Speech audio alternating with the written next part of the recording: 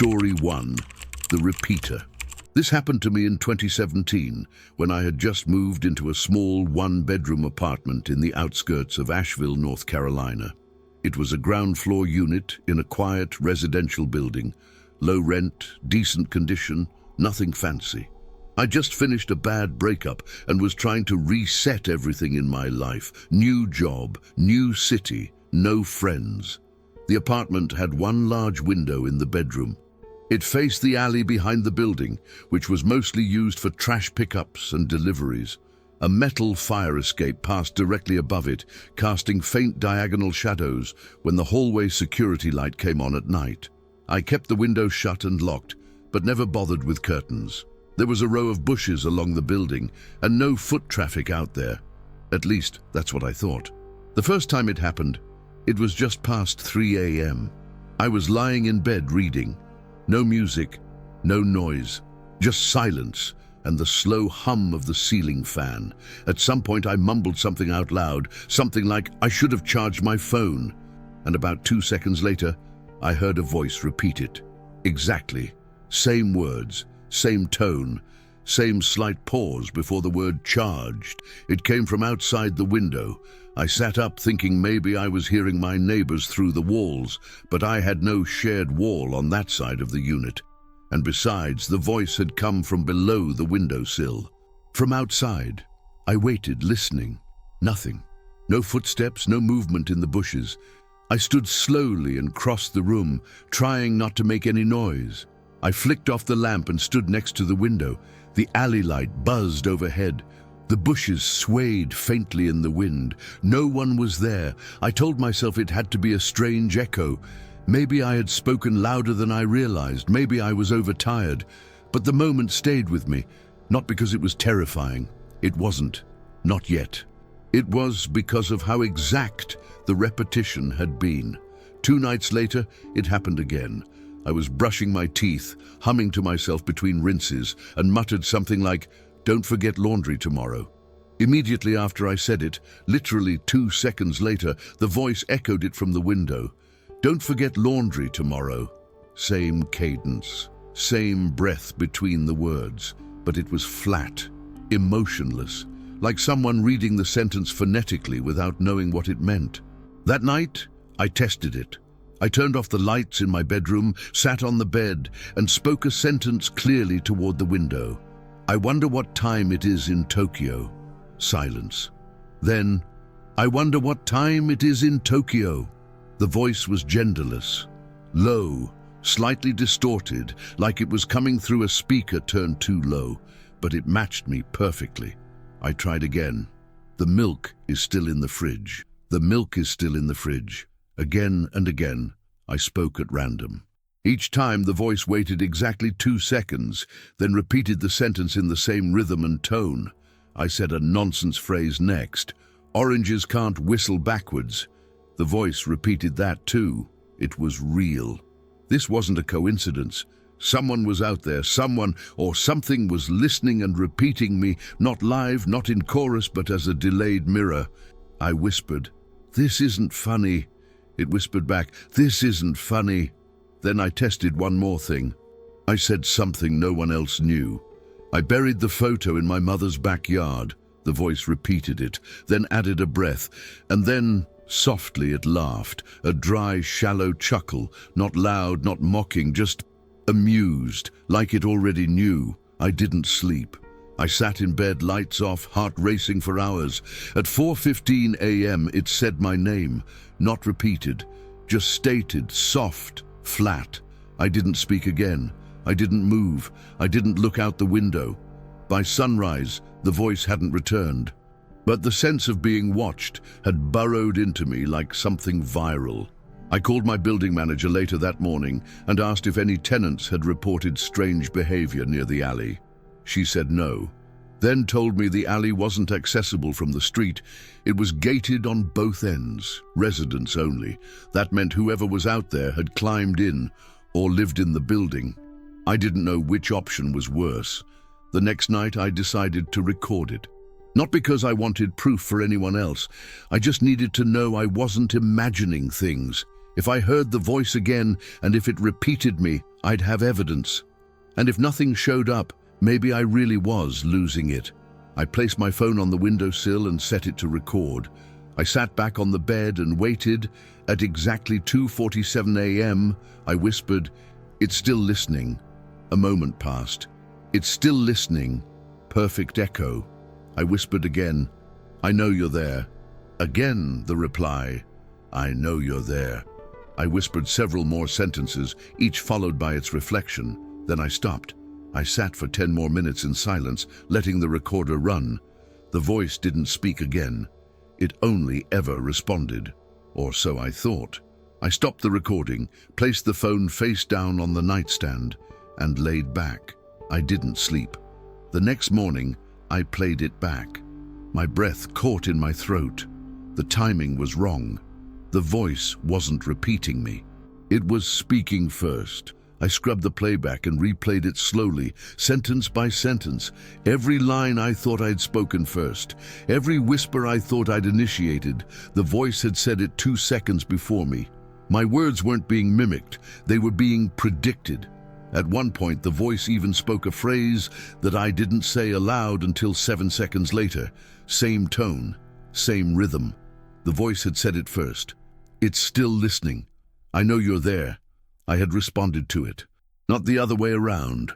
I threw the phone across the room and sat down, hands shaking. I thought back to every moment, every whisper. Had I even originated a single sentence? Or had I just been repeating what I heard? The deeper implication hit me. What if the voice wasn't responding at all? What if it was testing me? That afternoon, I went through the rest of the recording. Near the very end, when I had been silent for almost 10 minutes, the voice whispered something I never said at all. It said, "Don't look behind you." Then softly again, the laugh. I hadn't spoken for 9 full minutes when it said that. I hadn't moved. But on the audio there was a sound right after, barely audible. A rustle, like cloth shifting, or skin brushing glass. I sat frozen for hours, unable to play the rest. I emailed the file to myself and deleted it off my phone.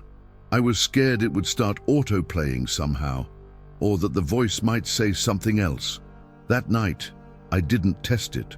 I didn't speak. At 3:12 a.m., it whispered, "Say something." I didn't. It whispered again, more softly, "Please." After 3 more nights of silence, mine, not the voices, I contacted the police. I didn't tell them about the recordings. I just said someone was loitering in the alley, possibly recording my conversations. I framed it like harassment, like a stalker situation. 2 officers came by. They did a walkthrough, checked the alley, looked for signs of forced entry. Nothing. But as one of them leaned near the window, he paused. He pointed to something at the very bottom corner of the glass, near the edge of the sill. Smudges. Small. Too small for adult fingers. There were 5 clear prints. They weren't dirty, just oily impressions. Like someone had pressed a small hand gently against the glass from inside. Not outside, inside. I didn't have children. The officer asked if I might have touched the window recently. I said no. They dusted it lightly, but the prints were faint and offered no usable evidence. Still, one of them suggested I install cameras. I didn't mention the recordings. I didn't tell them I already had evidence. That night, I moved my mattress into the living room, but I couldn't sleep. I kept thinking about the handprints, the laugh, the impossible timing on the recording. What kind of voice predicts your sentences? Or worse, what kind of voice plants them? What if none of those thoughts had been mine? What if the voice had been speaking into me? Every word I had said, maybe I hadn't been testing it. Maybe it had been rehearsing me, and if that's true, if some part of me was echoing something else, I still don't know where it's coming from. But I know this. When the voice whispered my name that last night, it didn't sound like it was outside. It sounded like it was remembering. Story 2. He sent me pictures from my childhood bedroom, but I don't know him. This started about a year ago in February of 2024. I got an email from an address I didn't recognize. No subject line, no message in the body, just an attachment. A photo. At first, I didn't understand what I was looking at. The lighting was soft and golden, like late afternoon. There were dust particles floating in the beam of sun coming through the slanted blinds. The image was angled slightly downward, taken from just above waist height. The carpet was off-white. The bedspread was light blue. And then I saw the dresser, old, wooden, pale, with 2 small cracks near the bottom left drawer, one handle missing. I knew that dresser. I knew the exact angle of that photo because I had taken dozens just like it. Not to share, but for myself, for memory. That was my childhood bedroom. I moved out of that house 11 years ago. At first, I assumed it had to be a photo from my old hard drive. Maybe I uploaded it somewhere without realizing. Maybe it had leaked, or someone found it. But then I noticed something that made my hands go cold. The photo showed the corner behind the closet door, a tiny space, barely visible unless the door was open at a very specific angle. In that space, there was a thin purple ribbon, looped and dangling from a thumbtack. I had tied that ribbon there when I was 12. I used to pretend it was a signal to a secret world, something from the kind of books I used to read at night, but I never told anyone about it. I never took a picture of it, and I hadn't thought about it in over a decade. And it wasn't just in the photo.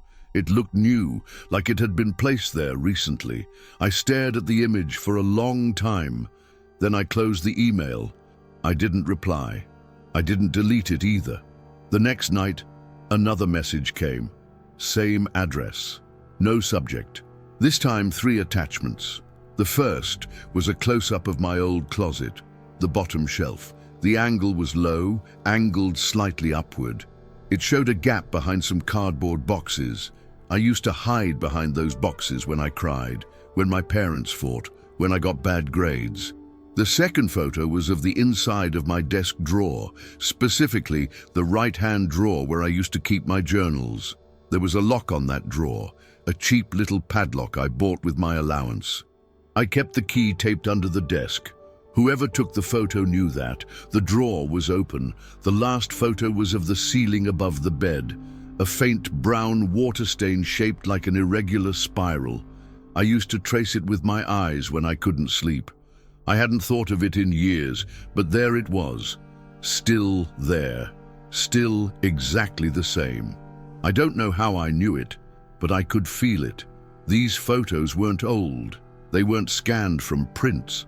They weren't taken by me or my family. These were new, recent, taken with a modern phone. I called my mum the next day and asked her about the old house. We'd sold it to a retired couple in 2013. She hadn't spoken to them since. I asked if she still had the real estate listing photos or if we had uploaded any interior shots from before the sale. She said no. I didn't tell her why I was asking.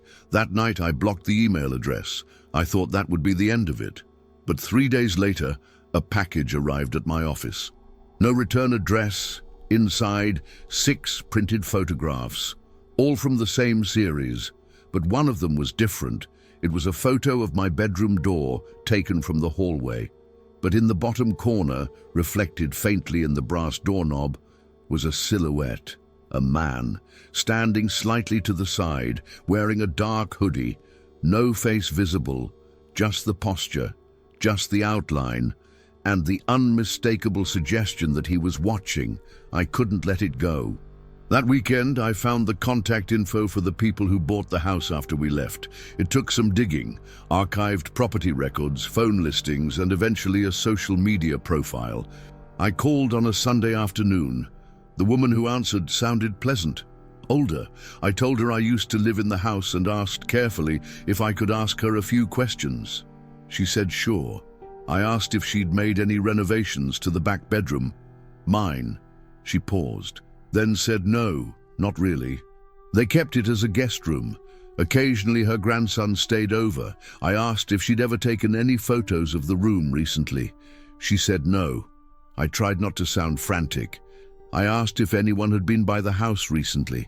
Contractors, realtors, inspectors, anyone who might have taken pictures. She said no again. said they hadn't had anyone in the house besides family for months. I thanked her. Then she said something that made me stop cold. "It's funny you're asking about that room. We always joke that it's the loudest one in the house." "What do you mean?" I asked. She laughed lightly. "Oh, not in a bad way. It's just, you know when it rains and you hear creaking or the pipes shifting? It's always in that room. Only when it rains." "Yeah," she said, "and only really late. We used to think it was just the house settling, but it almost sounds like footsteps." "Footsteps?" I asked. She hesitated, then said, "Yeah, small ones, like a child." I thanked her and ended the call. That night it rained, and around 1:17 a.m. I got a message, not email, a text, from a number with no caller ID. It said, "Still my favorite sound. Your quiet steps after crying." I didn't respond. I didn't sleep. The next day, I took a photo of my own. I stood in front of a mirror and held up a sign that said, "Who are you?" I sent it to the number. No reply. But 2 days later, I got a response. A photo of my old bedroom again. This time with something added. In the corner of the carpet, next to the bed, was my childhood stuffed rabbit. It had been missing for 15 years. I contacted a lawyer. We drafted a cease and desist notice and sent it via every channel I had.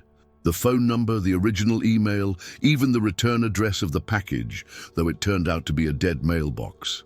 No reply, no photos for a week, then 10 days, then nothing. I started to think maybe it had worked, but deep down, I knew it hadn't. It was just changing. 2 weeks later, a new email arrived, same original address, subject line closure. There was a single attachment, a doc file titled, "You stopped being you when you left that house." I opened it. It was written like a letter, but not addressed to me. It was written as if from me, in my voice, my tone, using phrases I used to write in my journals when I was 13 or 14. It started with, "I used to sit under the closet shelf and imagine I could disappear. If I was still enough, I thought I'd dissolve into the wall." That wasn't in any journal I kept, but I remember thinking it, exactly like that. The letter went on, line after line of remembered pain, specific memories, phrases I whispered to myself when no one was around, things no one could know. Then, toward the end, it shifted. I watched you leave that house. You changed. You wore other people's clothes. You cut your hair. You smiled in pictures where you looked like a stranger. You stopped sleeping in silence. And then, you forgot me. The last line was a single sentence, but I never left. I didn't print the letter. I didn't respond, but I couldn't delete it either.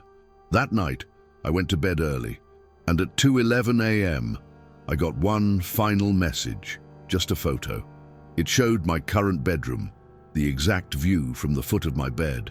The angle was low, as if taken by someone sitting on the floor, waiting, and in the corner of the image, beneath the dresser, the stuffed rabbit, its head turned slightly toward the camera, like it had just been placed there. Did you enjoy the content and it made a difference for you?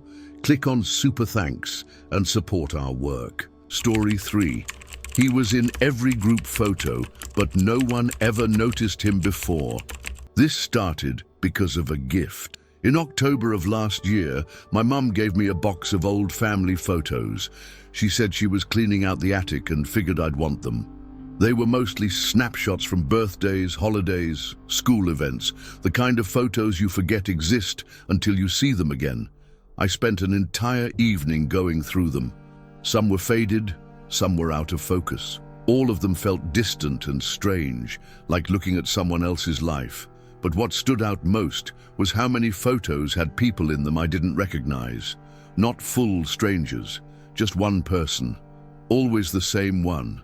At first, I thought it was coincidence, a friend of a friend, a neighbor, some older cousin I forgot about. But the more I looked, the more unsettled I became, because it wasn't that I didn't recognize him. It was that he never looked different. Same black coat, same posture, same expression, or rather, lack of one. He never smiled, never faced the camera directly, always turned slightly, like he was watching something beyond the lens. He was in my third-grade class photo. He was standing on the edge of a group shot from my cousin's graduation.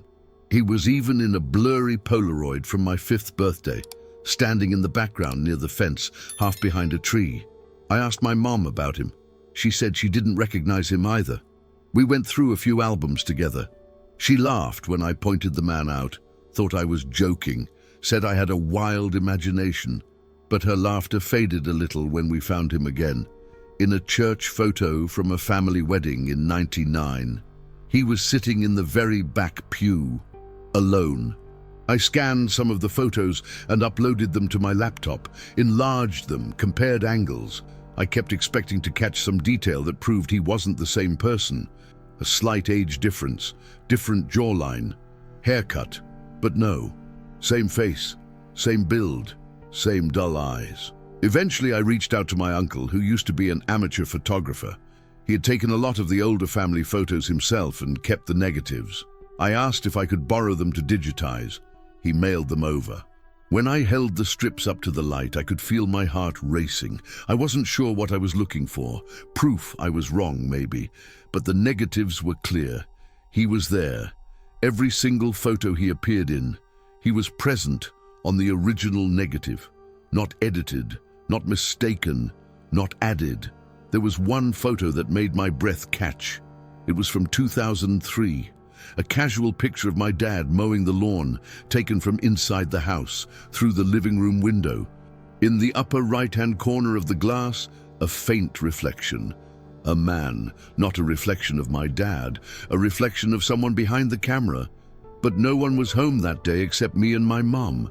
She had taken the photo, and she swore she was alone. I brought the strip to the light again, examined the reflection. It was him, but closer than any other photo. He was standing just outside the window, staring in. I bought a scanner with a macro setting and started digitizing the negatives at a higher resolution. I couldn't sleep until I knew more. I focused on the reflection photo first, the one of him outside the window. I cleaned up the image, sharpened the contrast, and enhanced the face. It was hard to make out at first. The reflection was faint. But as the pixels resolved and the shadows deepened, I realized something was wrong.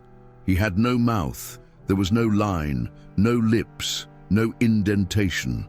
Just smooth skin from nose to chin, almost. There was something, a thin seam, barely noticeable, like a surgical scar, except perfectly horizontal. A subtle fold that curved slightly upward at each end, like it had once been a smile, or like it could become one. I zoomed in further. The skin around the seam looked strange, too uniform. No pores, no hair. It looked artificial, like a mask molded from memory. I checked the other photos, went through them one by one. In some, his mouth was blurred. In others, his face was turned just far enough that the seam wasn't visible.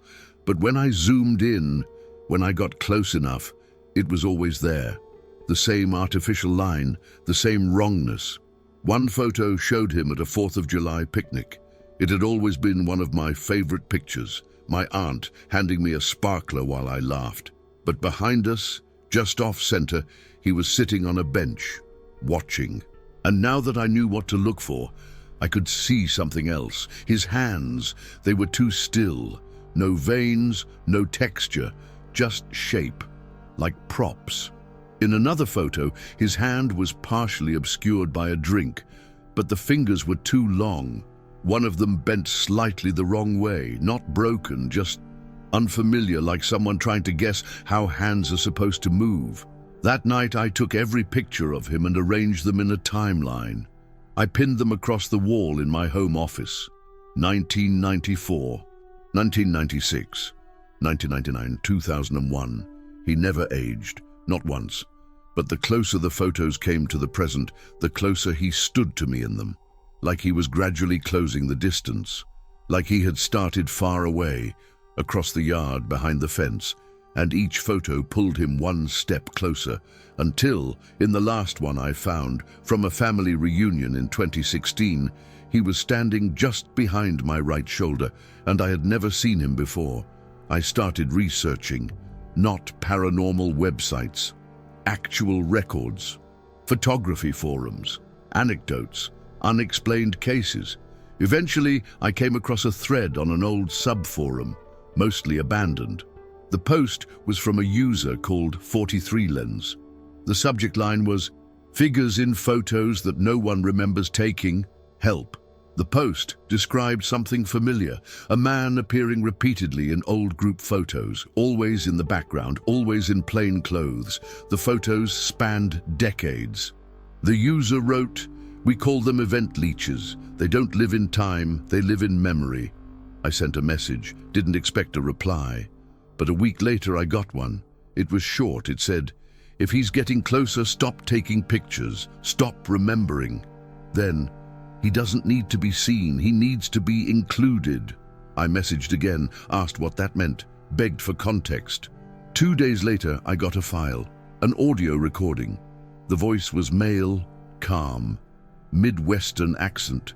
He said he used to be a photographer for weddings, parties, corporate events.